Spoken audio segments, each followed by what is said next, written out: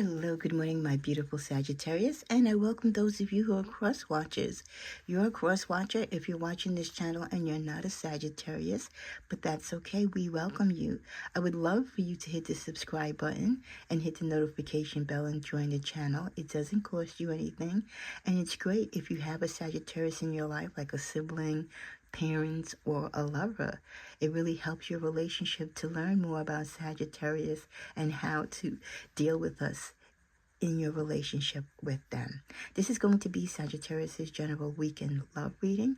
I just recorded your general overall weekend reading, and I'll be posting some other general readings for the November energies, and then next week I'll start the mid-month updates, and then towards the end of the week, guess what season it is? That's right, it'll be Sagittarius season. You definitely want to be a subscriber of the channel at that time, because I do birthday shout outs and other different contents, and I also try to do my best to do daily content and readings. And I actually go through with some helpful and fun information about each day of Sagittarius. So what I do is I do a video on the day of that shout out.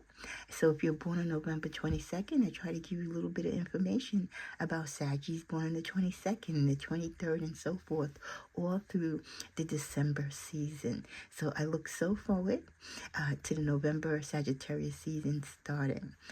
I will be also doing later a Vedic video. I'm going to try this for the first time.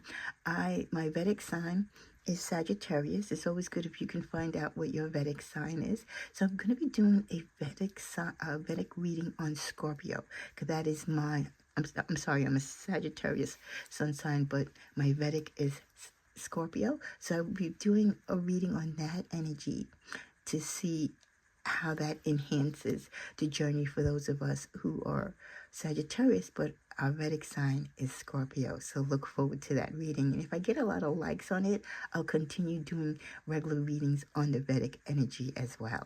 Okay, cards have been blessed and space has been blessed and prayed over. Don't forget, all my readings are general here on the channel. They are for entertainment purposes only, and don't forget, especially with love readings, because your energy and everyone involved in your life, especially your love life, can impact change. Remember, these readings are not fortune telling or anything like that.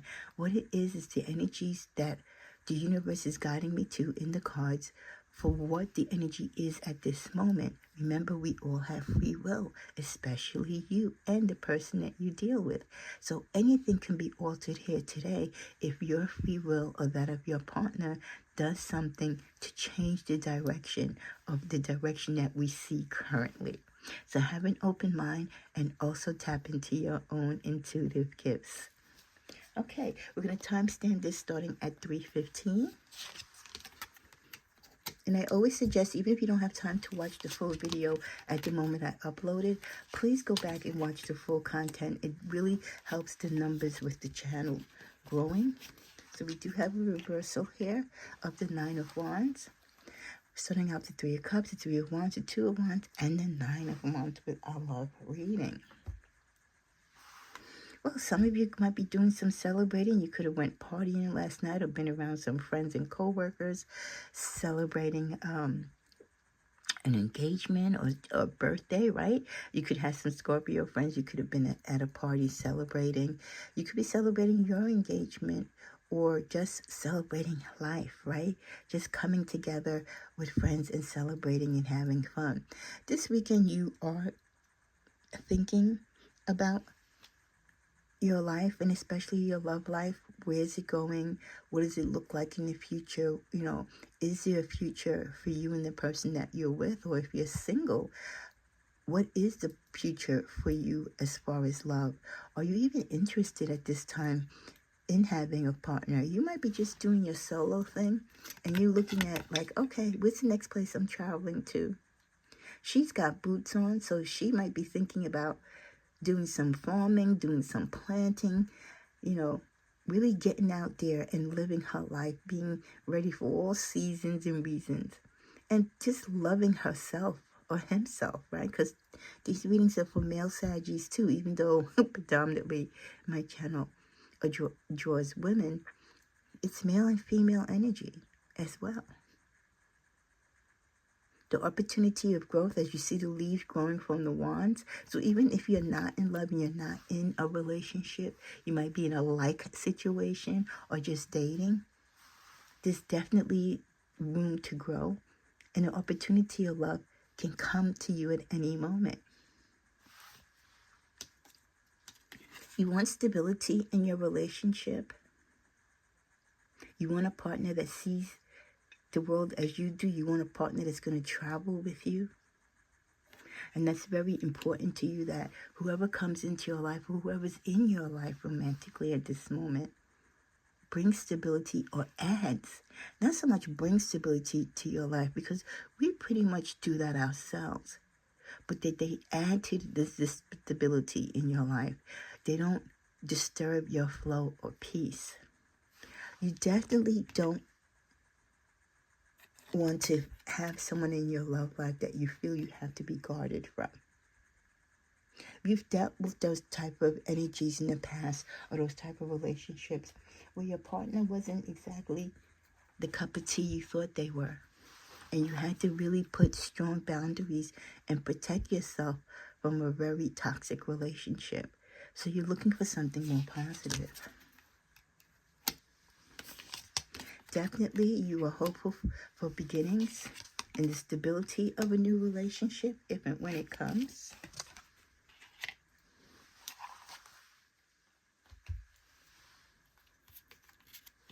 And you will have fleeting moments of booze coming in. It'd be like almost like speed dating. Some of you might feel like you're speed dating. You'll hit the bell next, until you get the right one. Sometimes we just have those moments when all is quiet in our love life, and then all of a sudden the phone's ringing off the hook, the DMs are coming in, and we have more suitors than we know what to handle with, right? Or have the time to date. But definitely, even if you're not looking for love, people who have an interest in you, or people that you seem to pique their interest, are always going to be coming forth. But those type of relationships and courtships, they're not the ones that are going to be there for the long term. You'll entertain them, but you'll also be wise, Sagittarius, to know what they are. The Knight of Swords, they come in quick with a fury, but they leave just as quick as they come. And you're okay with that, because with the Queen of Pentacles, what are you working on? You continue to work on your wealth and your stability. You have self-love. That's the greatest thing. You have love of life, you have self-love, and you're good. You're good if someone comes and leaves, especially when you're in that type of mindset. With the Ten of Wands, you've had to move away from relationships in the past. You are no longer in that energy. So I like that you got the Nine of Wands reversed and the Ten of Wands. Because in the past, you were in relationships that were toxic. They didn't support you. They dragged upon you. They leaned on you. They were against you. They were almost like your worst enemy. And you had to set up boundaries. And even with the boundaries that you set up, it wasn't enough. You had to eventually get up and get out of there. But you don't have that energy around you anymore. You're stable, you're growing, you're successful, you're working on your pentacles, which is not only just money and the groundness of you being stable on the earth, but also taking care of yourself, looking beautiful, adorning yourself, loving yourself. Very important to you. What other messages do we get? Walking your way, yes. Thank you, my angels. You walked away. Like I said, you walked away. They crossed those boundaries that you said. They didn't respect you. They didn't honor you. And you were done. That relationship ended. You learned the lesson, and you have since then moved on. Nostalgia. Some of you have moved on.